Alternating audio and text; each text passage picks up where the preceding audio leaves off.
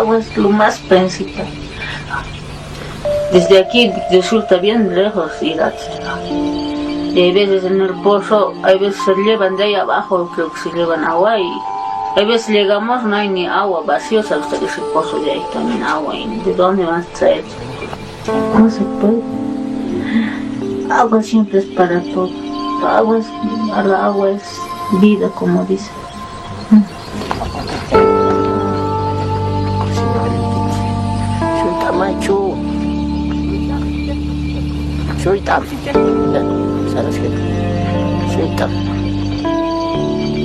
Vanessa, ya por si aquí.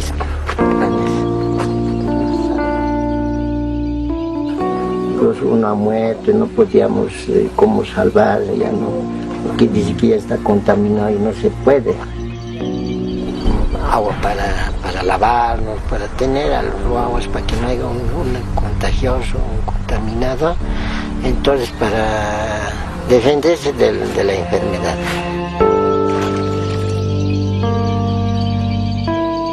Vanessa tiene 8 años.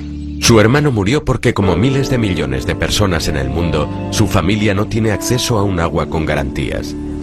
Cada día sus padres deben recorrer 1,5 kilómetros por los riscos de El Alto para recoger agua de un pozo de calidad dudosa. Sin embargo, el ruido del agua corriente les llega a su patio trasero. Viven a unos cientos de metros de la principal planta depuradora de su ciudad y ven caer millones de litros al otro lado de la verja de espino.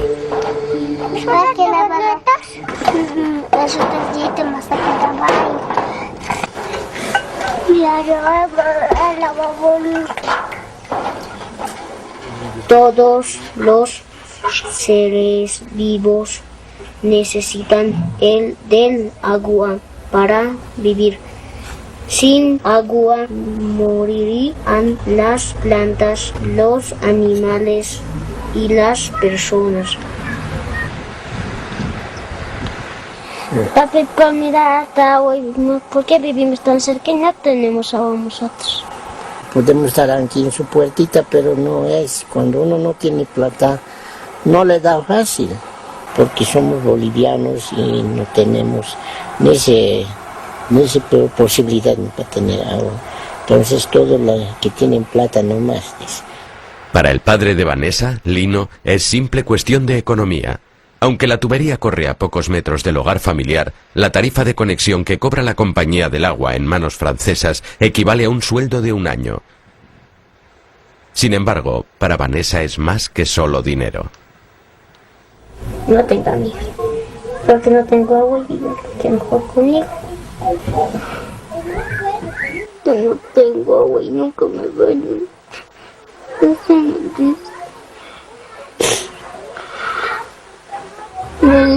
Que me contiene, que no me da ni lavar nada, desde que soy negro, por eso nadie quiere jugar conmigo y cuando quiero jugar con alguien, los chiquitos que me insultan no quieren que juegue.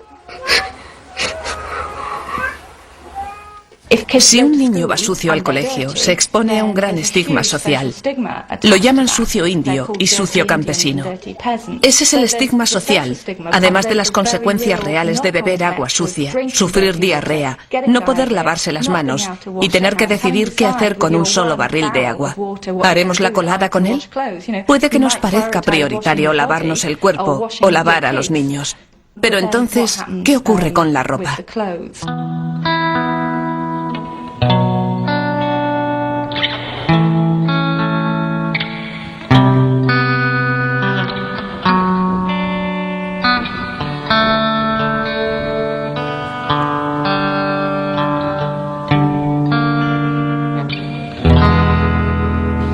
De allá arriba de la nieve está bien agua, ¿es agua? La nieve blanco es frío, ahícito, frío. Viendo entre los hielos igual va a hervirse o se va a destruir, ya no va. ¿Ya es montaña de mina? Todos dicen que aquí un tiempo Estados Unidos ya no tendrá agua y dice que de aquí llevarán como adobes, así. Entonces todo el hielo que está alrededor del Cerro Blanco va a ser propietario de los americanos y nosotros ni agua no vamos a tener, peor. Con el tiempo ya no va a haber, ya no hay agua. Entonces si ustedes ya van a ser jóvenes, adultos, así como nosotros, Ya no va a haber, pero con el tiempo vamos a tomar aguas artificiales, creo.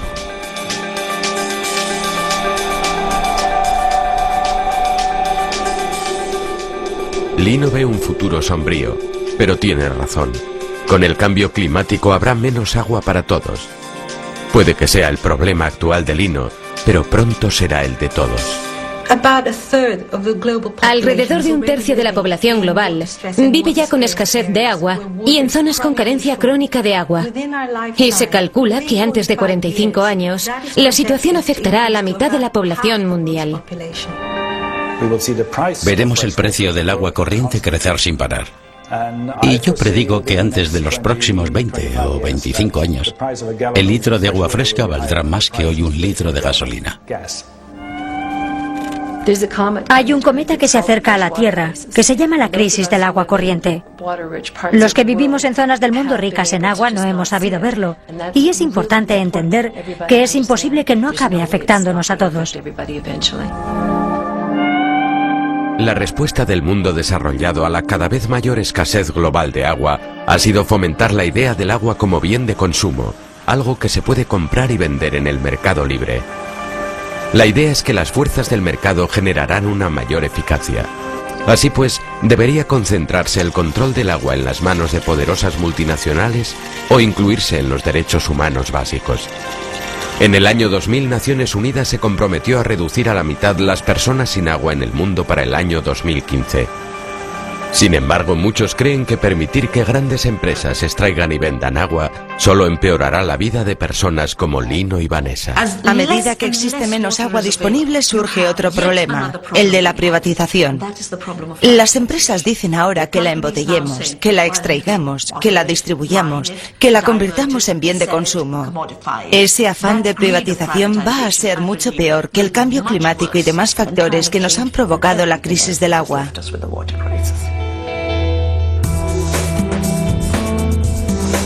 En la India, son los granjeros del lugar y la marca más importante del mundo los que luchan por el uso del agua bajo las arenas desérticas de Rajastán.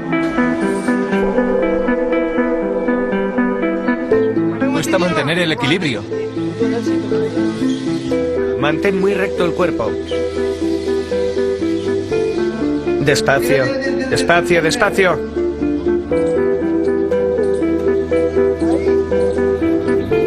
Bodhi Ram tiene una pequeña granja en Rajasthan, justo al norte de la capital, Jaipur.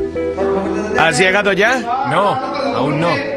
Su familia y su granja siempre han contado con una sola fuente de agua, su pozo. Sin embargo, desde que Coca-Cola construyó una fábrica cerca y empezó a bombear agua de debajo de las arenas del desierto para fabricar bebidas, ese pozo se ha venido secando todos los años. ¡Vacío! Si no bebe agua, mi familia morirá, mis hijos morirán. En un día podremos excavar de 1 metro a 1,5 metros.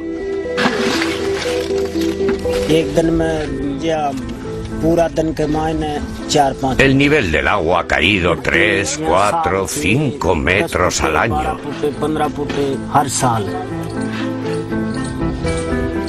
Hasta ahora el pozo ha llegado a 54 metros de profundidad, pero aún no hay rastro de agua. Según estos granjeros, el nivel del agua empezó a caer drásticamente hace unos 5 años, cuando Coca-Cola instaló su fábrica.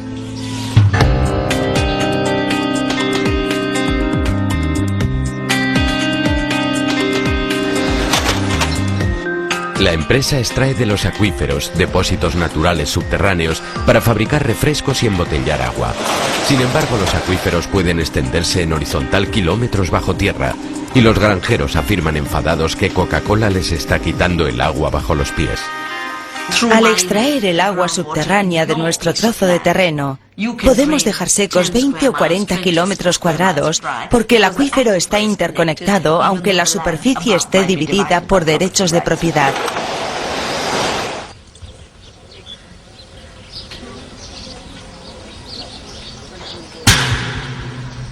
Mahadev es otro granjero de la zona que se aferra como puede a la tierra que heredó de su padre. La familia tenía un pequeño depósito de agua para usar entre monzón y monzón. Sin embargo, desde 2001, el depósito ha estado vacío. Tenemos 2 pozos, pero uno se ha secado. Así que ahora usamos el otro para todo. Mahadev teme que pronto no pueda alimentar a su familia. Es como si tuviéramos delante una montaña enorme.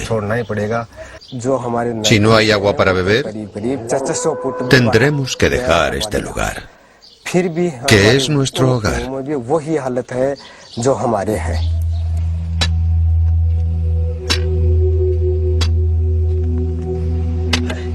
Tras pagar 8 perforaciones sin encontrar agua, Mahadev debe tanto dinero que tiene que partir piedras en la cantera vecina para pagar sus deudas. No sé hacer nada más. No tengo más remedio que hacer esto. Tengo hijos pequeños a los que quiero dar una educación.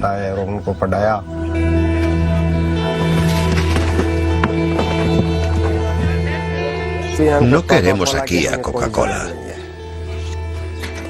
Me parece bien que hagan su negocio, pero que no nos molesten. Lo dicen todos los vecinos. Se llevan nuestra agua. Coca-Cola ha cometido un terrible error poniendo aquí una fábrica. Nos quitan el agua.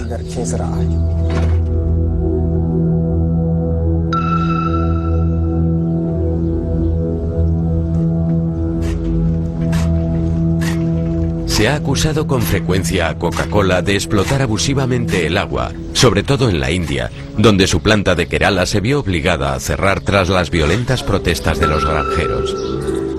Por cada litro de refresco que fabrica, la empresa ha de extraer 3 litros de agua. Sin embargo, Coca-Cola afirma que utiliza el agua del modo más responsable. Incluso cuenta con un director de recursos globales de agua. Coca-Cola depende del agua. Nuestros productos contienen una cantidad importante de agua, por lo que es parte fundamental de nuestro negocio el contar con acceso prolongado a un agua limpia y de calidad. Somos grandes consumidores de agua, aunque la agricultura utiliza mucha más agua que Coca-Cola. Sin embargo, el agua que extraen los granjeros vuelve directamente al ciclo local del agua, mientras que la que Coca-Cola introduce en las botellas se carga en camiones y se lleva a 300 kilómetros de distancia, abandonando el ciclo local del agua para siempre. Existe un gran desequilibrio en el uso del agua. Por un lado tenemos a Coca-Cola haciendo bebidas gaseosas que se venden en el mercado y rinden beneficios a Coca-Cola. Y por otro tenemos el agua como parte esencial de la existencia de una comunidad.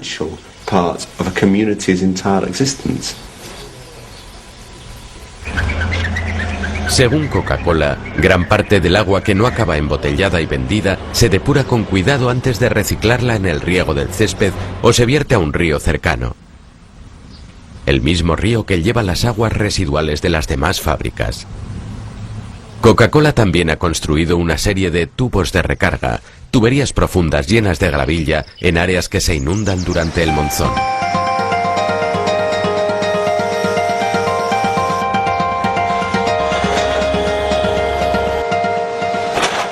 Nos preocupan sinceramente los granjeros del lugar. Sin embargo, los datos que tenemos del área de Caladera indican que nuestro uso del agua en esa zona no ha hecho descender significativamente los niveles del agua.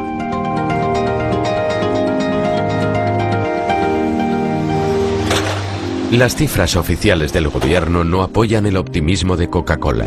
Desde que la planta abrió en 1999, el nivel de agua subterránea se ha reducido drásticamente.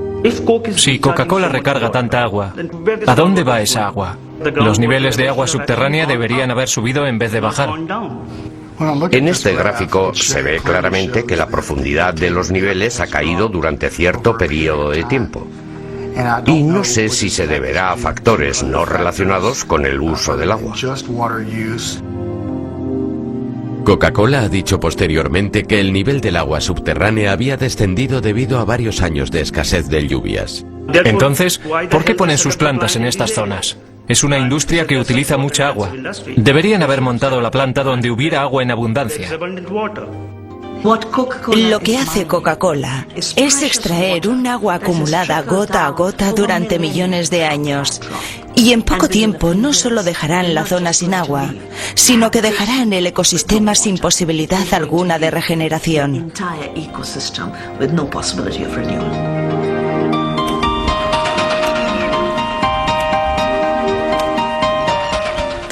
Las dificultades de los granjeros indios pueden parecer muy remotas a los que vivimos en unas islas británicas ricas en agua, pero lo cierto es que tenemos un fuerte vínculo con muchos de los países sedientos del mundo a través de los alimentos que elegimos.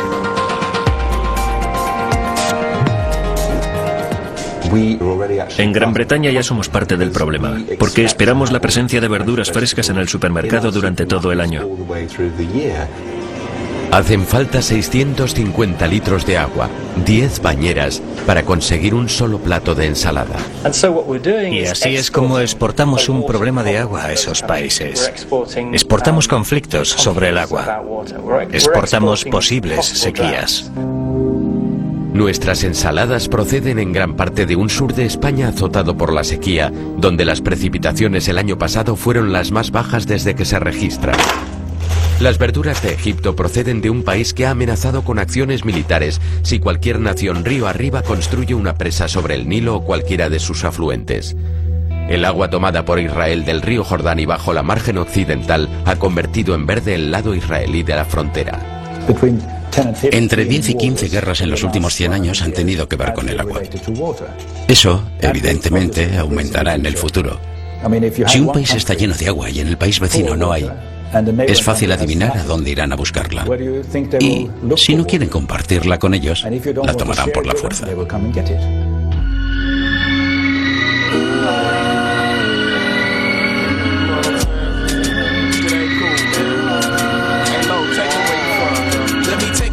Place where the sun don't shine, killers don't talk, little kids don't mind, men don't work, don't take care of babies. You bought my album, but bootleggers don't pay me. This is a place where don't nothing surprise me. The ghetto.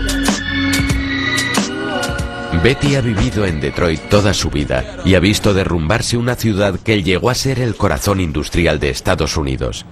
Aunque viva en el país más rico del mundo, como Lino en Bolivia, tiene que salir todos los días a buscar agua. Soy la abuela que vengo de traer agua. Hacemos unos 2 o 3 viajes para traer el agua necesaria para lavarnos al día siguiente y salimos todos los días. A mi marido le han diagnosticado Alzheimer. Tengo que limpiarle la ropa y todo. Y necesito agua para que tome la medicina. Es un engorro tener que ir de una casa a otra por agua. Pero ocurre en las mejores familias. Betty empezó a dejar de pagar el agua cuando su marido cayó enfermo y tuvo que pagar su tratamiento. Cuidado, no la tires, vale demasiado. Entonces, hace 3 años, le cortaron el agua. Se convirtió en una de los cientos de miles sin agua en Detroit, en una ciudad que busca obtener más beneficios del agua.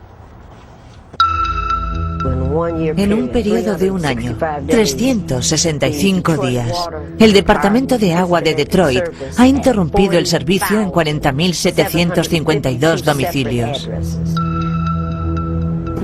Es imposible abarcar de un solo vistazo un número tan grande y comprender lo que significa interrumpir el servicio a 40.000 casas. Vinieron en camiones, se llevaron la llave y cerraron el agua.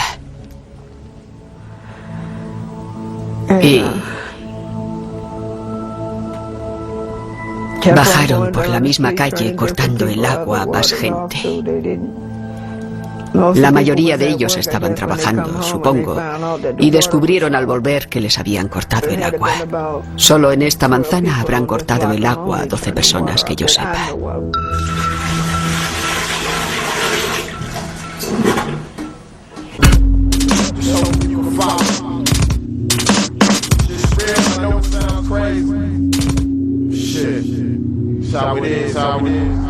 Maureen ha venido a ver a Betty y averiguar si puede ayudar a la familia. Betty es una de los miles a quienes han cortado el agua, defendidos ahora por Derecho al Bienestar de Michigan. Recibimos entre 15 y 18 llamadas por hora preguntando por el agua. Gente normal.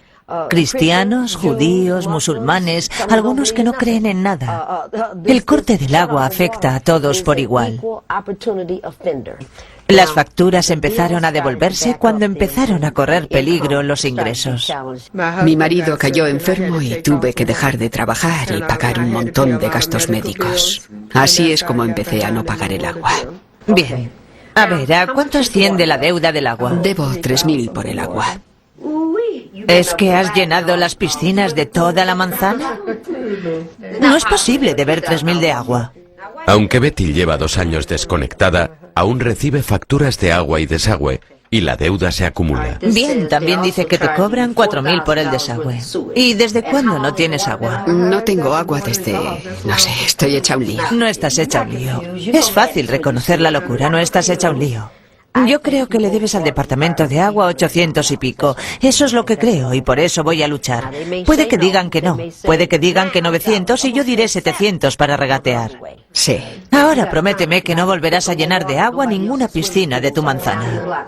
Gracias. No sé si abrazarte o darte un beso.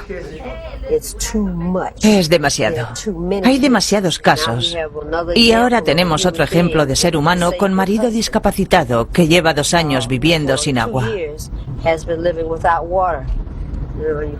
No podemos considerarnos parte de la nación más grande del mundo en estas circunstancias, ni en las de todos los demás. Es inadmisible.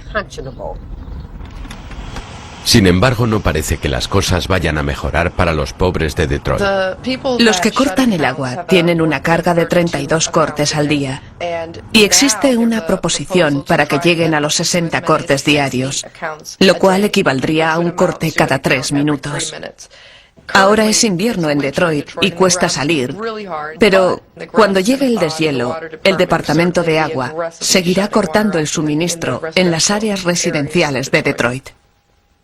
Los sindicatos temen que los cortes y una política deliberada de reducción del sistema esté preparando al Departamento de Agua de Detroit, como a muchos otros en Estados Unidos, para una polémica privatización. Aunque la ciudad lo niega, para los políticos la privatización puede ser muy atractiva. Con el agua en manos privadas, están a salvo de los errores de una junta del agua. El servicio de agua, lo sentimos, no es atractivo. Se entierran toneladas de dinero en tubos que no se ven. El alcalde no puede pasearse diciendo, aquí estoy, esto lo he hecho yo. De modo que la estrategia de reducciones ya la hemos visto en otros países en los que el servicio sucumbe al capital. Así los ciudadanos descontentos con el servicio público aceptarán cualquier alternativa, incluso la privatización, la cual sabemos que plantea problemas importantes.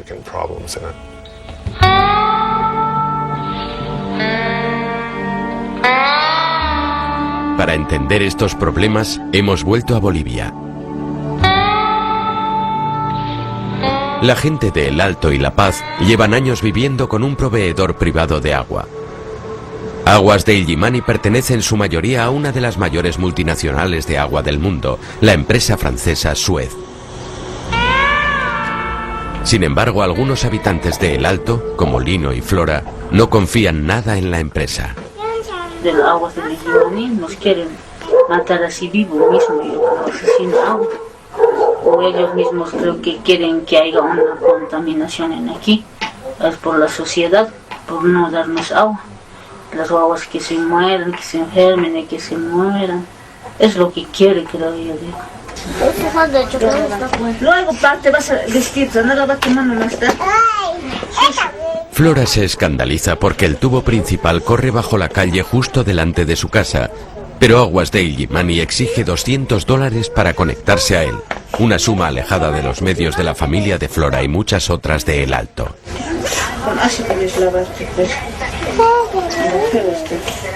Por día ganamos 7 pesitos, hay veces 12 pesitos, 15 pesos, ¿no? ¿Cómo vamos a juntar? Apenas como para comida, no. Si la familia quisiera conectarse incluso a los desagües, para que los niños dejaran de hacer sus necesidades en el patio, deberían reunir un total de $450. Pongámoslo en perspectiva. El salario mínimo de Bolivia es de $60 al mes. De modo que Suez les dice a esta gente, si desean desagüe y agua corriente en su casa, deben poner sobre la mesa el equivalente a 9 meses de salario. Pero en Suez no se hacen responsables de la decisión del coste de conexión. Al principio del contrato el gobierno pidió algunas cosas, desarrollo de redes, acercar más agua a más personas, etcétera, etcétera. Así que dijimos que había que obtener ingresos para las inversiones. Y el gobierno dijo que los ingresos debían proceder de incrementar la tarifa de conexión. Y no podemos hacer otra cosa. Suez dice que las altas tarifas de conexión deberían considerarse junto a unas tarifas de consumo de agua relativamente bajas, pero eso es poco consuelo para las familias que jamás tendrán dinero para conectarse. Diarrea tiene ahora y anoche he querido vomitar. No, constantemente se enferma. Ella no me está, cada rato estoy llevando en el médico. La diarrea es la mayor causa de muerte infantil por debajo de los 5 años en los países pobres del mundo. 3.900 niños mueren cada día debido a la falta de acceso a agua limpia e instalaciones sanitarias adecuadas. Esto equivaldría a 20 reactores Jumbo llenos de niños estrellándose cada día. ¿De dónde tiene el agua usted? ¿De pozo? ¿Saca de pozo? Entonces, esa agua, señora, no es potable. Hágasele nomás. 4 litros. Estas enfermedades, por ejemplo, los casos que yo he estado recibiendo son intoxicaciones. Los niños vienen con un cuadro característico de náuseas, vómitos, mareos. El 10% de la población infantil en nuestro medio muere a causa de los problemas de agua. El 90% se debe a enfermedades producidas por agua. También sucede que a estos niños que no los asean bien, tienen esta otra enfermedad llamada sarcoptosis. No tienen agua para bañarles diariamente a las guaguitas. Entonces da impotencia, da dolor decirle a la mamá, inclusive, haga esto, señora.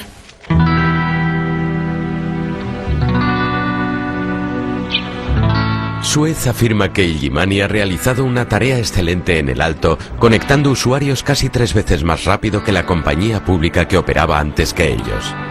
Cuando llegamos, solo el 60% de la población de El Alto tenía servicio de agua. Ahora cubrimos casi el 100% de la población. Sin embargo, existe una diferencia importante entre tener cobertura de agua y tener agua. Una investigación independiente ha revelado que alrededor de 200.000 personas, un cuarto de la población, carece de agua corriente. Es consistente. ¿Es consistente por qué? Porque cuando hablamos de un 100% de la población con acceso al agua, debemos tener en cuenta un dato muy triste. No existe obligación de conectarse a la tubería.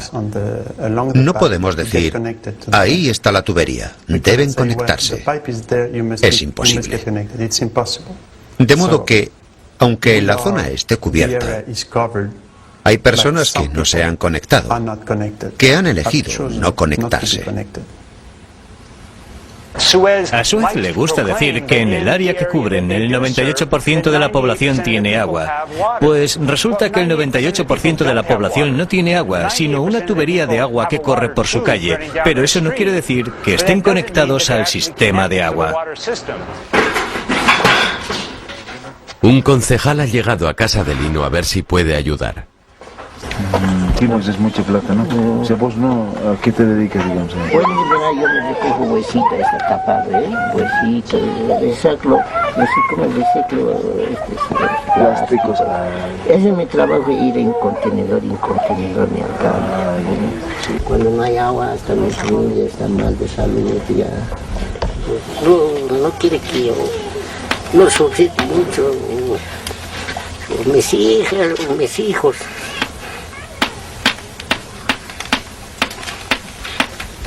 Disculpa.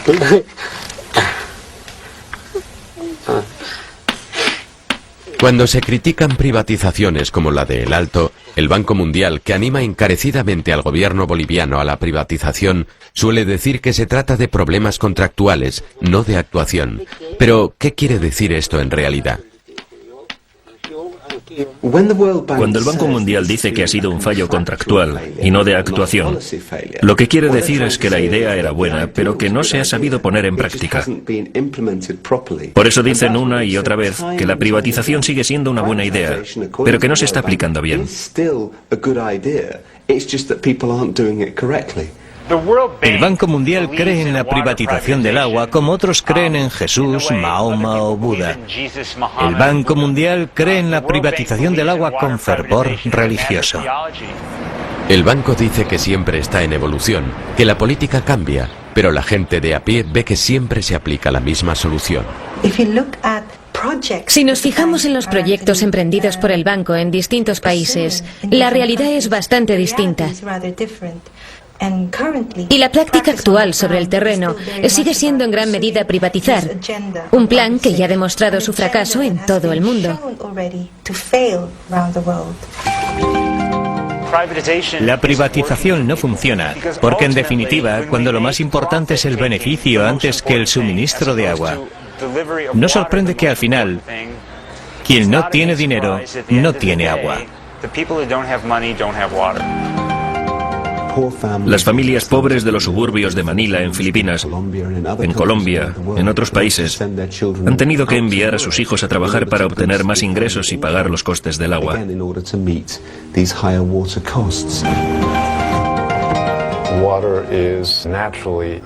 El agua es un monopolio natural cuyos clientes deben acceder a ella o morir. Esto convierte al agua en un servicio muy particular que no responde a la dinámica del mercado. Si la competencia no existe, la motivación de obtener beneficios conduce a distorsiones considerables. El agua se ha vuelto una especie de oro azul del siglo XXI. Al igual que el petróleo fue el oro negro del siglo pasado. Recordemos que una serie de grandes corporaciones y gobiernos poderosos convirtieron la energía en un cártel, la dividieron e hicieron subir los precios limitando el acceso a quienes no podían pagarla. Y ese es el modelo que se utiliza ahora con el agua corriente, apoyado por el Banco Mundial, apoyado por los gobiernos poderosos del norte e impuesto de forma draconiana en todo el sur.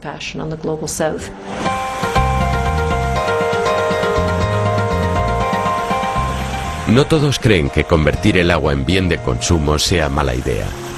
En Oslo han llenado esta bolsa con más de 1 tonelada de agua que va a dejarse caer desde 20 metros para probar su resistencia.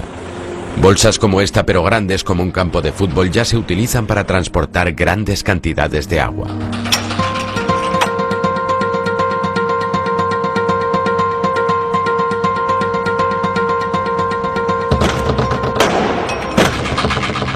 Una de las formas de solucionar la crisis creciente de escasez de agua es tratar el agua corriente como bien de consumo, porque, para empezar, crearemos un mercado, dará beneficios y la gente podrá asignarle un valor.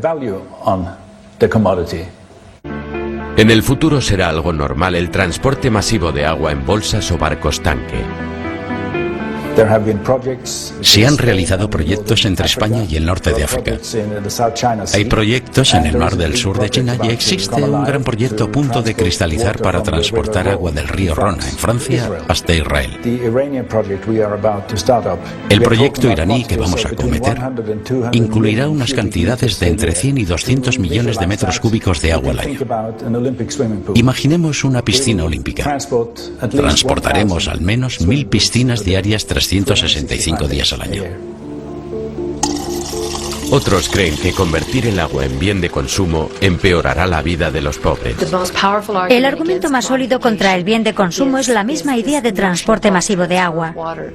Porque si es propiedad de grandes corporaciones, estas venderán el agua a los lugares, personas e industrias que la puedan pagar, no a El Alto en Bolivia, ni a los lugares y personas que la necesiten. El agua es preciosa. No puede tratarse como bien de consumo, porque quienes no pueden acceder al mercado, los que no tienen poder adquisitivo, los marginados y el resto de la vida, las plantas, los árboles, los microbios, no tendrán derecho al agua, y no creo que corresponda a ninguna organización de este planeta el reescribir las leyes de la vida. ¡Abajo las transnacionales! ¡Abajo! ¡Fuera aguas del Illimani! ¡Fuera! En Bolivia crece la presión sobre Suez.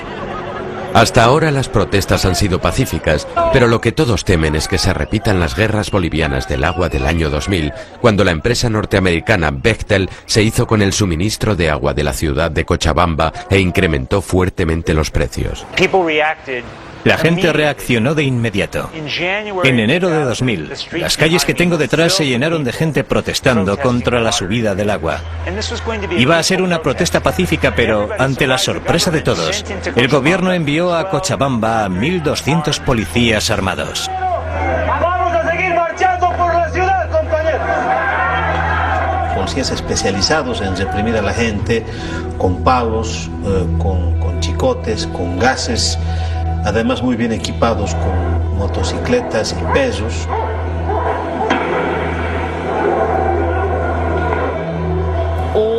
Toda la gente salió a la calle, y fue incluso peor y más violento porque estaban muy enfadados. El gobierno declaró la ley marcial. No se podía estar de noche en la calle. Iban a las casas en plena noche a practicar detenciones. Todo en nombre de mantener contenta a esta corporación extranjera y salvaguardar su contrato. Sin embargo, la detención de Óscar Olivera y los otros líderes de la protesta solo molestó más a la gente y se sumaron otros miles a los manifestantes. Entonces la policía empezó a usar munición real. Hubieron más de 30 heridos de bala, unos 8 jóvenes que quedaron lesionados de por vida, perdieron sus ojos, se fracturaron sus brazos por las balas y hubieron centenares de heridos por gases y balines. Un chico de 17 años, Víctor Ubadaso, murió de un disparo. Había quedado muy clara la imposibilidad de que Bechtel se quedara en la ciudad, y finalmente sus dirigentes se marcharon. Poco después el presidente se vio obligado a dimitir, y ahora la historia se repite. Tras nuevas protestas masivas contra la privatización, otro gobierno se ha derrumbado y el país ha elegido al primer presidente indígena de Sudamérica. Este ha nombrado al jefe de las protestas de El Alto nuevo ministro del agua, con lo que las cosas no pintan bien para Suez. Por ahora la compañía sigue en activo y Lino sigue sin poder pagar la tasa de conexión, pero se ha enterado de que las autoridades locales ahora animan a conectarse de forma ilegal. Suman 208.000 habitantes que están condenados a no tener agua, hermano. A la muerte también. Ya están condenados. Si no hay agua, pues estamos, digamos, condenados a morir, ¿no ve?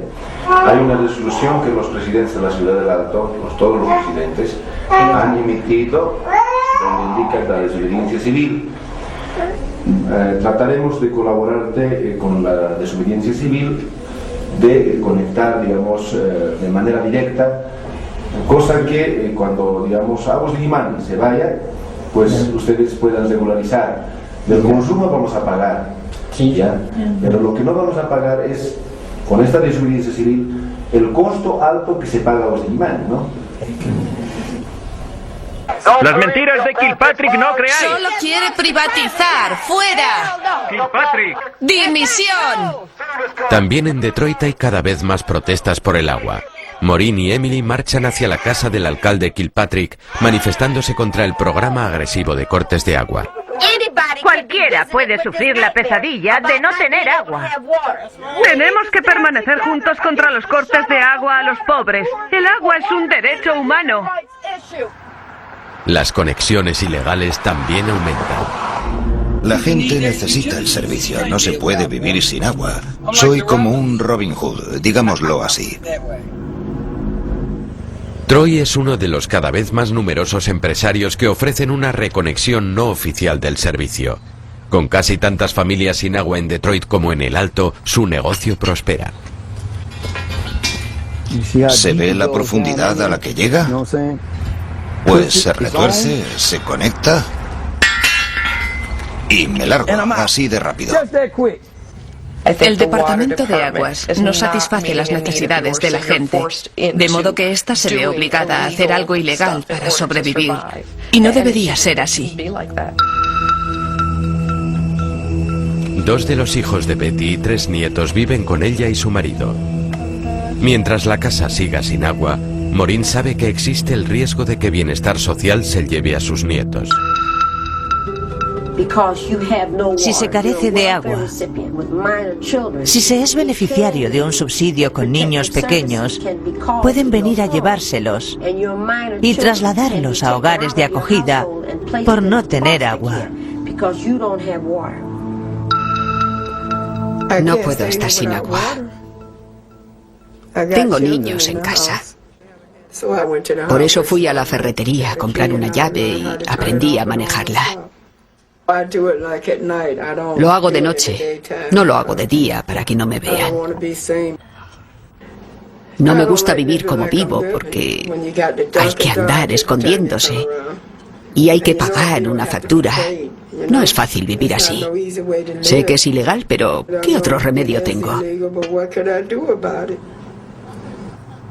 Si me hubieran hablado de esto hace 5 años, no lo habría creído.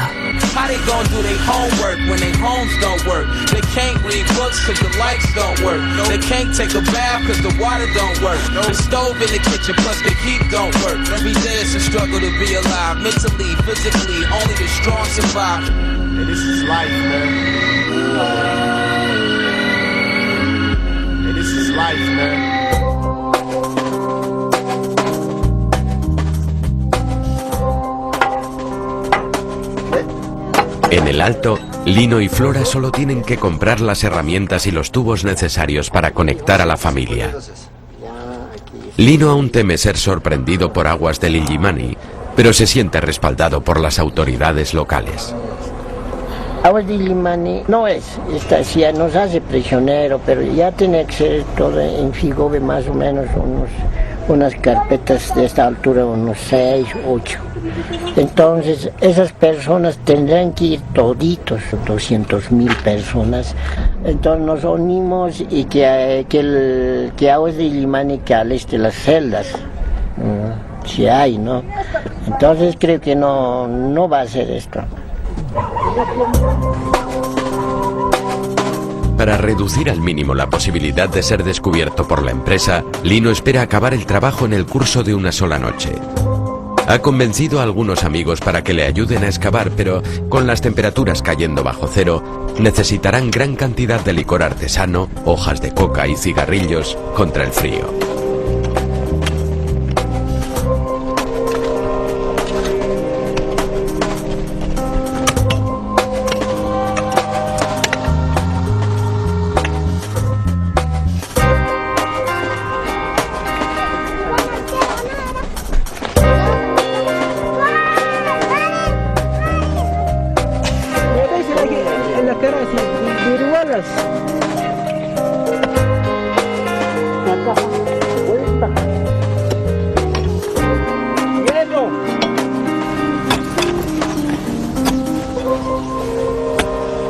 ...6.500 kilómetros al norte, en Detroit, Betty también debe excavar en secreto. Lo último que he descubierto desde que he recuperado el agua ilegalmente es que tengo mal el desagüe del sótano. Hemos tenido que cavar nosotros, porque no tenemos para pagar al técnico. Nos pide $400 que no tenemos. Súbelo.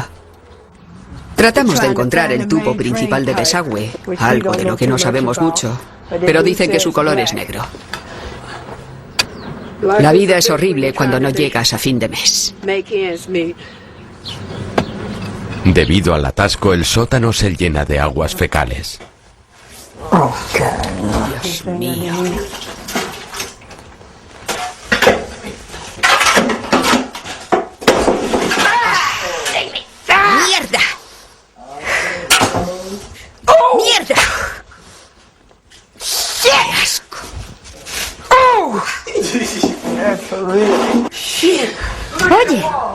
cómo ha quedado la pared.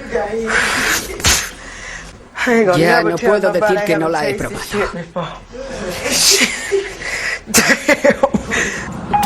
Bienestar Detroit. Y Maureen, que ha negociado con el Departamento del Agua durante los últimos 6 meses, trae más malas noticias. ¿Puedo llamarlo en otro momento? Ha sido una batalla larga y aún no hemos acabado. Tras muchas llamadas al Departamento del Agua, cartas de consulta y petición de audiencias, hemos averiguado que la factura del agua es de $8,000. A veces me deprimo. Sí. Y hubo una vez que les dije a mis hijos que me iba a quitar la vida.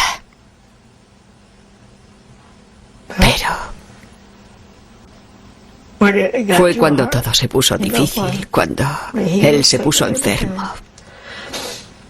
Y no sabía qué hacer. Fue entonces.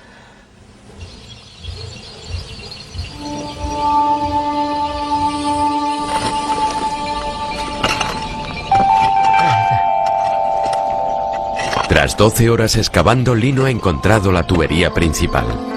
Aún teme que el Yimani lo descubra, pero la familia pronto tendrá agua.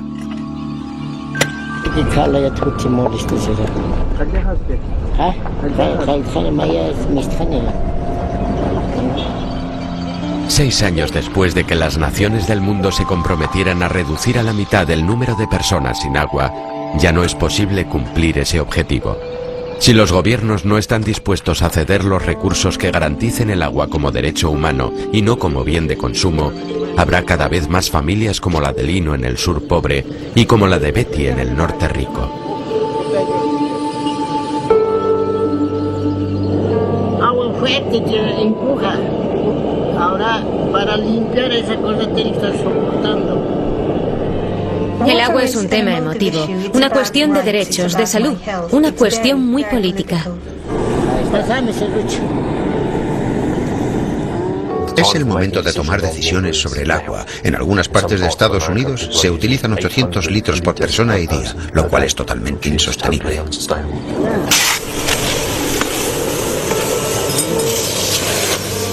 Debemos compartir este bien común, lo cual significa que alguien deberá tener menos para dar un poco más a los que no tienen. Y esto causará mucha inquietud política, sobre todo en los países acostumbrados a nadar en agua corriente. Todo ciudadano del planeta, del mundo rico, del mundo pobre, debe convertirse en guardián del agua. Hay que actuar cada día con la conciencia de que se puede ser parte de la solución de la crisis del agua o parte del problema. ¡Agua para todos!